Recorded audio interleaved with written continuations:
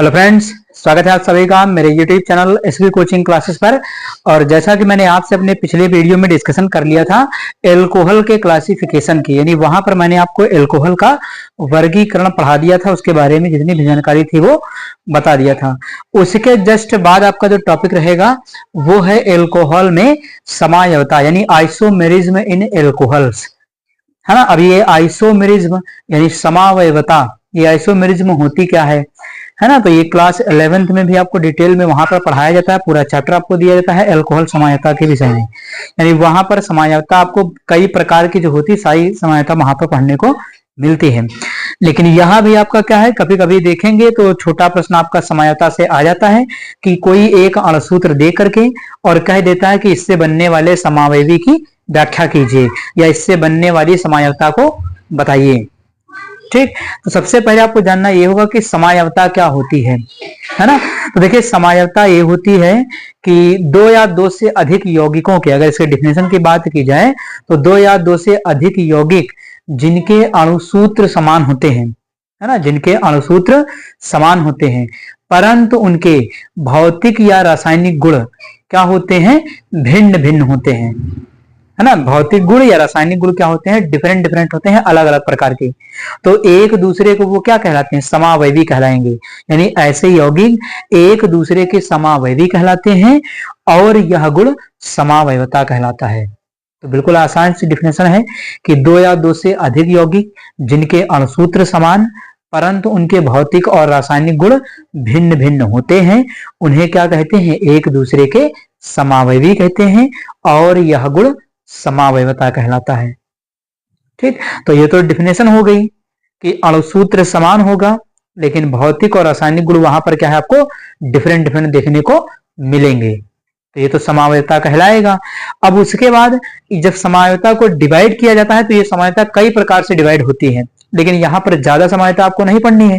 यहाँ पर देखें समावयवता के यहाँ पर लिख देते हैं, जैसे ये आपका हो गया। अगर समावयवता को देखा जाए तो संरचनात्मक समावयवता,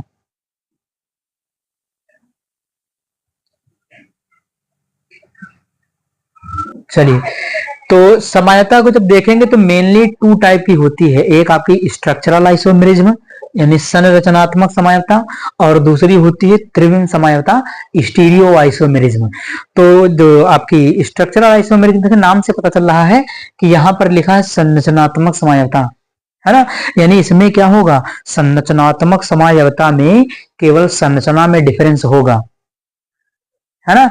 जो संरचना होगी अणुओं की यौगिकों की, है ना, उनमें क्या होगा, केवल उनके स्ट्रक्चर में डिफरेंस होगा बस, है ना। यहां पर आपको जो भौतिक रासायनिक गुण है वो समान देखने को मिलेंगे। ठीक, उसके बाद क्या है, यहां लिखा त्रिविम समावयवता। तो त्रिविम समावयवता, त्रिविम का मतलब तीन विमाएं एक्स वाई जेड। तो यहां पर अणुओं की यौगिकों की जो व्यवस्था होती है वो एक्स अक्ष, वाई अक्ष और जेड अक्ष में भिन्न भिन्न प्रकार की होती है ना। तो संरचनात्मक समावयवता में क्या है कि अणुसूत्र समान होगा, संरचनाएं इनकी भिन्न भिन्न होंगी, है ना। अणुसूत्र समान है, संरचनाएं भिन्न भिन्न होती हैं, जिसकी वजह से इनमें क्या होते हैं कि इनके रासायनिक गुण और भौतिक गुण भिन्न भिन्न देखने को मिलते हैं। त्रिविम समावयवता में क्या होगा कि एक्स वाई और जेड अक्ष जो होते हैं, इन अक्षों में जो अणु हैं, जो परमाणु हैं, उनकी व्यवस्था अलग अलग प्रकार से होती है। तो इसको कहते हैं त्रिविम। त्रि का मतलब तीन, विम का मतलब विमाएं। विमाएं क्या होती है, एक्स वाई जेड अक्ष। ठीक, तो त्रिविम समावयवता तो बिल्कुल आपको नहीं पढ़नी है, केवल थोड़ी सी जानकारी आपको संरचनात्मक समावयवता में लेनी है एल्कोहल के विषय में। ठीक, तो चलिए देखते हैं फिर यहां पर क्या है, संरचनात्मक समावयवता। इसको तो पढ़ना नहीं तो इसको हटा देते हैं। चलिए, तो संरचनात्मक समावयवता तो दो या दो से अधिक यौगिक, है ना, जिनके अणुसूत्र समान लेकिन संरचना सूत्र क्या होते हैं, भिन्न भिन्न होते हैं, एक दूसरे के संरचनात्मक समावयवी कहलाते हैं और यह गुण संरचनात्मक समावयवता कहलाता है। अब संरचनात्मक समावयवता में जो पहला टाइप है वो है आपका श्रृंखला समावयवता, इसको कहते हैं चेन आइसोमेरिज्म, है ना। श्रृंखला समावयवता की डिफिनेशन क्या दी जाएगी, तो दो या दो से अधिक यौगिक जिनके अणु सूत्र समान, है ना, ध्यान दीजिएगा, जिनके अणु सूत्र समान लेकिन डिफरेंस कहां पर मिलेगा, डिफरेंस मिलेगा आपको श्रृंखला में। जिनके अणु सूत्र समान परंतु उनकी श्रृंखलाएं क्या होती हैं, भिन्न भिन्न होती हैं, उन्हें क्या कहते हैं, एक दूसरे के श्रृंखला समावयवी कहते हैं, और यह गुण श्रृंखला समावयवता कहलाता है। बस इतना ही आपको लिख देना, अणु सूत्र समान है लेकिन यहाँ पर श्रृंखला क्या होगी, भिन्न भिन्न होगी, तो ऐसे यौगिक एक दूसरे के श्रृंखला समावयवी कहलाएंगे और यह गुण श्रृंखला समावयवता कहलाता है। चलिए एक एग्जाम्पल ले लेते हैं। जैसे एग्जाम्पल में मैंने ले लिया, एक एग्जाम्पल ले लिया C4H10O, है ना, ये एक अणु सूत्र है C4H10O, आपको दिया गया है C4H10O। अब कह रहा कि इससे बनने वाले विभिन्न प्रकार के श्रृंखला समावयवी बताइए, है ना, तो ये एक अणु सूत्र मिल गया है आपको। अब यहाँ पर इसको ऐसे एडजस्ट करना है कि इसमें आपको भिन्न भिन्न श्रृंखलाओं के यौगिक मिल जाएं, क्योंकि कौन सी समानता पढ़ रहे हैं, श्रृंखला। तो चलिए अरेंज कर लेते हैं। जैसे यहाँ पर लिखा C, यानी जितना इसमें अणुओं की संख्या दी गई है उतने ही होने चाहिए, अलग अलग प्रकार से अरेंजमेंट करना है। तो चलिए पहला लिख लेते हैं नंबर फर्स्ट में इसी से, जैसे CH3 CH2 CH2 और उसके बाद CH2OH, है ना। ये देखिए कितने कार्बन होने चाहिए, 4, कितने हाइड्रोजन होने चाहिए, 10, कितना ऑक्सीजन होना चाहिए, 1।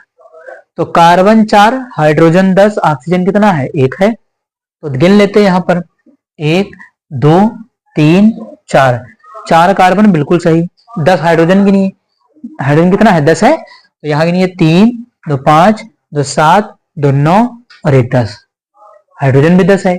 ऑक्सीजन 1 होना चाहिए, लिखा है, तो यहाँ पर देखिए ऑक्सीजन 1 है। ठीक, तो ये देखिए एक श्रृंखला बन गई सीधी, यानी एक तो पहला ये हो गया कि सीधी श्रृंखला में अरेंज हो गया। ठीक, इसका नाम बताएंगे तो क्या है, 1 2 3 4 ब्यूटेन 1 ऑल, है ना। तो इसका नाम अगर लिखेंगे तो ये हो जाएगा आपका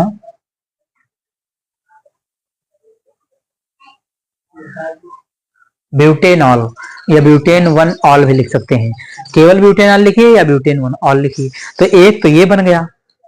अब दूसरा अरेंजमेंट यानी और इसका श्रृंखला समावयवी क्या बन सकता है, चलिए देख लेते हैं इसको।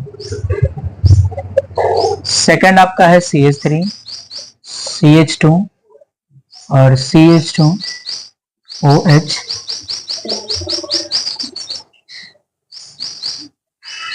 चलिए तो इसको देख लेते हैं। देखिए सेकंड मैंने अरेंजमेंट क्या किया, इस तरीके से, है ना। अब यहां पर देखते हैं कि क्या होगा, 1 2 3 4 कार्बन, तो 4 ही कार्बन, यानी अणुसूत्र समान रहना चाहिए, जितने अणु यहाँ दिए गए उतने ही सब में होने चाहिए।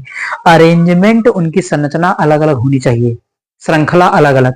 तो 1 2 3 4 कार्बन, 10 हाइड्रोजन होने चाहिए, 3 3 6 और 2 8 1 9 और 1 10, 10 हाइड्रोजन 1 ऑक्सीजन बन गया। तो ये बन गया दूसरा श्रृंखला समावयवी, यानी दोनों की श्रृंखला में डिफरेंस है लेकिन अणुसूत्र कभी नहीं बदलेगा। देखिए अणुसूत्र वही है C4H10O, दोनों में गिन लीजिए, 4 कार्बन 10 हाइड्रोजन 1 ऑक्सीजन है। तो इसका नाम क्या होगा, अब इसका नाम लिखेंगे तो 1 1 2 3, है ना, और 2 से ये लगा हुआ है, तो यहां पर हो जाएगा 2 मिथिल, है ना, प्रोपेनॉल, 2 मिथिल प्रोपेनॉल। देखिए 1 कार्बन 2 कार्बन, नंबरिंग 1 2 3, ये आईपीएससी नाम है, 1 2 3, तो ये क्या बन गया, 2 मिथिल प्रोपेनॉल या प्रोपेन 1 ऑल। देखिए 1 2 3, 3 से प्रोपेन होता है, 1 से लगा ऑल, तो प्रोपेन 1 ऑल लिख देंगे या प्रोपेनॉल लिख देंगे। ठीक है, दूसरा ये बन गया। तीसरा अरेंजमेंट क्या हो सकता है, तो तीसरा अरेंजमेंट ये हो जाएगा, ये CH3 C CH3 CH3OH, ये देखिए ये बन गया। अब यहां भी 4 कार्बन 10 हाइड्रोजन 1 ऑक्सीजन होना चाहिए, तो गिन लीजिए 1 2 3 4 कार्बन, 3 3 6 3 9 1 10 हाइड्रोजन 1 ऑक्सीजन। देखिए श्रृंखलाएं अलग अलग बनती जा रही हैं, तो ये बन गया। अब इसका नाम लिखेंगे जब, तो अब इसका नाम देखिए क्या लिखेंगे, तो इसका नाम जो लिखना है तो पहले नंबरिंग करना होगा इसकी, तो 1 2 3, 3 कार्बन के नंबरिंग कर लेंगे, ये वाला छूट जाएगा, ये प्रतिस्थापक बन जाएगा।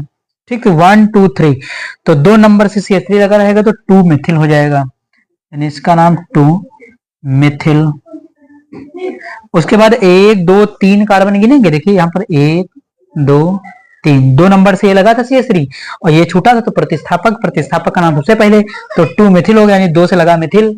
1 2 3, 3 कार्बन से ये प्रोप हो जाएगा, यानी प्रोपेन। 1 2 3, 3 कार्बन से प्रोपेन लिख सकते हैं। 2 नंबर से क्या लगा, OH दूसरे कार्बन से, तो प्रोपेन टू ऑल, इसका नाम लिख देंगे। तो प्रोपेन टू ऑल, ये देखिए 2 मिथिल प्रोपेन टू ऑल। देखिए यहाँ अंतर है, ये प्रोपेन 1 नंबर पर OH लगा है, तो ये प्रोपेन 1 ऑल है। अगर यहाँ लिखना चाहे तो प्रोपेन 1 ऑल लिख सकते हैं, या 1 वाली स्थिति लिखी नहीं जाती है, इसलिए सीधे लिखा प्रोपेन 1 ऑल। लेकिन 1 के अलावा कोई और स्थिति होगी तब नंबर आपको लिखना पड़ेगा। देखिए यहाँ 2 आया, 2 पर लगा है दूसरे कार्बन पर OH, तो लिखा हुआ प्रोपेन टू ऑल।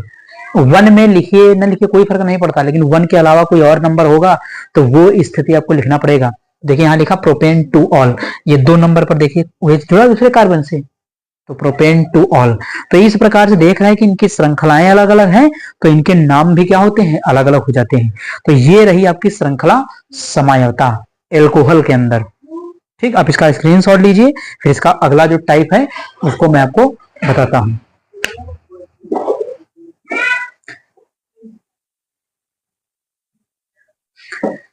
चलिए तो डिस्कशन कर लेते हैं अगली समायवता के विषय में। अगली जो समायवता है संरचनात्मक समायवता, उसमें आपको मिलेगा स्थिति समायवता, यानी संरचनात्मक समायवता का जो दूसरा टाइप है वो आपका है पोजीशन आइसोमेरिज्म, यानी स्थिति समायवता।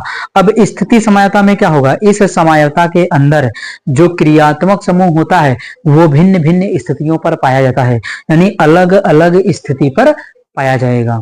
तो देखिए यहाँ पर अणुसूत्र वही आपका लिखा हुआ है, C4H10O, यानी इतने ही अणु, 4 कार्बन 10 हाइड्रोजन 1 ऑक्सीजन, इसी से आपको बनाना है स्थिति समावयवी। अब इसकी डिफिनेशन की बात कर ली जाए तो क्या होगी, तो अगर बात की जाए स्थिति समायवता की परिभाषा की, तो वे यौगिक जिनके अणुसूत्र समान, वे यौगिक जिनके अणुसूत्र समान परंतु उनमें उपस्थित क्रियात्मक समूहों की स्थिति भिन्न भिन्न होती है ना। वे यौगिक जिनके अणुसूत्र समान परंतु उनमें उपस्थित क्रियात्मक समूहों की स्थिति भिन्न भिन्न होती है, एक दूसरे के स्थान समावयवी कहलाते हैं, और यह गुण स्थिति समायवता कहलाता है या स्थान समावयवता कहलाता है। तो चाहे स्थिति लिख दीजिए और कहीं कहीं देखेंगे स्थान समायवता मिल जाएगा, तो स्थान कहिए या स्थिति कहिए, दोनों सेम है, दोनों में कोई डिफरेंस नहीं है ना। तो यहाँ पर क्रियात्मक समूहों की स्थिति भिन्न भिन्न होती है, उसे हम कहते हैं स्थान समायवता या स्थिति समायवता। तो अणुसूत्र समान रहेंगे लेकिन क्रियात्मक समूहों की स्थिति भिन्न भिन्न होगी। ठीक, चलिए अणुसूत्र आपके सामने लिखा हुआ है, कर लेते हैं इसको अरेंज। तो पहला एग्जांपल हम बनाएंगे, तो 4 कार्बन 10 हाइड्रोजन, तो 4 कार्बन आपके होने चाहिए, CH2 CH2 CH2 OH, 1 2 3 4, 4 carbon, और यहां पर देखिए 3 2 5 2 7 2 9 1 10 हाइड्रोजन 1 ऑक्सीजन। तो ये वही बन गया आपका। देखिए स्थिति क्या है, यहाँ पर लगा है पहले वाले कार्बन से, देखिए ये कार्बन कौन सा है, पहला कार्बन है, पहले कार्बन पर OH लगा, इसका नाम ब्यूटेनॉल या ब्यूटेन 1 ऑल लिख सकते हैं। तो इसका नाम ब्यूटेनॉल या ब्यूटेन 1 ऑल ये हो जाएगा। दूसरा इसका क्या बन सकता है, दूसरा इसका बन सकता है CH3 CH2 CH CH3 OH। देखिए ये बन गया दूसरा। यहां भी देखिए 1 2 3 4 कार्बन है, 3 2 5 3 8 1 9 1 10 हाइड्रोजन है ना। इसका नाम क्या होगा, तो यहां पर देखिए 1 2, इधर से आएंगे 1 2 3 4, 4 कार्बन मिलेंगे, तो इसका नाम क्या हो जाएगा 1 2 3 4 ब्यूटेन टू ऑल, यानी इसको हम लिख सकते हैं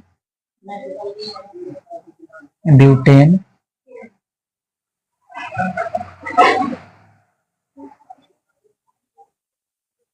तो ये बन जाएगा आपका ब्यूटेन टू ऑल। देखिए यहाँ पर देखिए जो ऑल समूह है, देखिए यहाँ पर ऑल कितने पर लगा है, 1 नंबर पर, यानी पहले यहाँ पर स्थिति क्या है कि 1 नंबर वाले पर OH लगा है। इसमें स्थिति क्या है कि इसमें आपका जो OH है वो दूसरे कार्बन पर है। देखिए नंबरिंग करेंगे तो 1 2 3 4, ये देखिए दूसरे नंबर पर OH लगा है, तो ये हो जाएगी स्थिति समायता। इसका और कोई केस नहीं बन सकता है, यानी इसमें तीसरे नंबर पर पोजीशन, तो ऐसा इसका कोई केस नहीं बनेगा, ठीक, क्योंकि और कोई पॉसिबिलिटी नहीं, अगर और बनाएंगे तो रिपीट हो जाएगा यही नाम। तो स्थिति समायता में आपके ये दोनों बन जाएंगे, ब्यूटेन 1 ऑल और ब्यूटेन 2 ऑल, ठीक। तो ये हो गया आपका स्थिति समायता। आप इसका स्क्रीनशॉट लीजिए, फिर इसका अगला जो टाइप है वो मैं बता देता हूं आपको।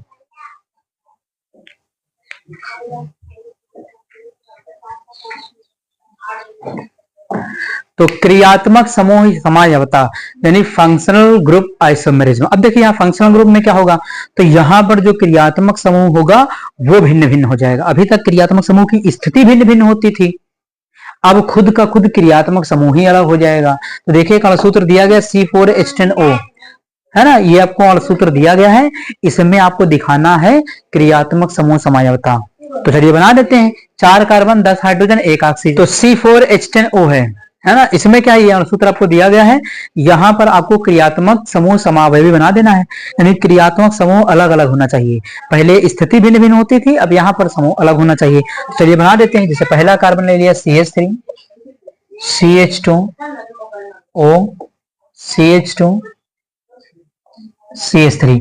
देखिए 4 कार्बन 1 2 3 4 कार्बन हो गए, 3 2 5 3 2 5 10 हाइड्रोजन 1 ऑक्सीजन, इसको कहते हैं डाई एथिल ईथर। तो ये क्या कहलाएगा आपका, तो डाई एथिल ईथर। देखिए डाई एथिल ईथर बन जाएगा, है ना। तो एक आपका तो ईथर बन गया। दूसरा अरेंजमेंट करना चाहे तो चलिए दूसरा कर देते हैं arrangement. CH3, CH2, CH2, CH2, OH, है ना। ये देखिए 4 कार्बन 10 हाइड्रोजन 1 ऑक्सीजन, यहां भी गिन सकते हैं, उसमें मिल जाएंगे। तो इसका नाम क्या होगा, इसका नाम देखिए सभी बताया सामान आपका ब्यूटेन 1 ऑल या ब्यूटेन ऑल। तो ये लिख देते हैं इसका नाम ब्यूटेन 1 ऑल, है ना, या ब्यूटेनॉल। तो ये बन जाएगा। देखिए एक आपका एल्कोहल है, एक आपका ईथर है, लेकिन अणुसूत्र समान है, दोनों में कार्बन 4 है, हाइड्रोजन 10 है, ऑक्सीजन 1 है, गिन सकते दोनों में। तो अणुसूत्र समान है लेकिन क्रियात्मक समूह बदल गए, क्रियात्मक समूह अलग अलग हो गए। यहाँ देखिए ये किसके लिए, ईथर के लिए है, यानी ये ईथर है आपका, ये क्या है आपका, तो ये आपका एल्कोहल है। तो एक एल्कोहल है और दूसरा ईथर है, इसमें और कोई नहीं बना सकते। अगर और बनाएंगे तो एल्कोहल ही बनेगा। तो एल्कोहल तो हो गया, कितनी बार एल्कोहल करेंगे, है ना। क्रियात्मक समूह में ये कहता है कि अलग अलग यौगिक बन जाएं, यौगिक ही पूरा चेंज हो जाए। तो यौगिक तभी चेंज होगा जब उसका क्रियात्मक समूह बदल जाएगा। तो एक आपका ईथर और एक आपका एल्कोहल, ठीक। तो ये रही एल्कोहल में समायवता, यानी आइसोमेरिज्म इन एल्कोहल्स, ठीक। तो उम्मीद करता हूं कि आप सभी को एल्कोहल में समायवता समझ में आई हुई होगी। तो अगर चैनल पर नए हैं तो चैनल को सब्सक्राइब करें, वीडियो को लाइक करें और शेयर करते रहिए।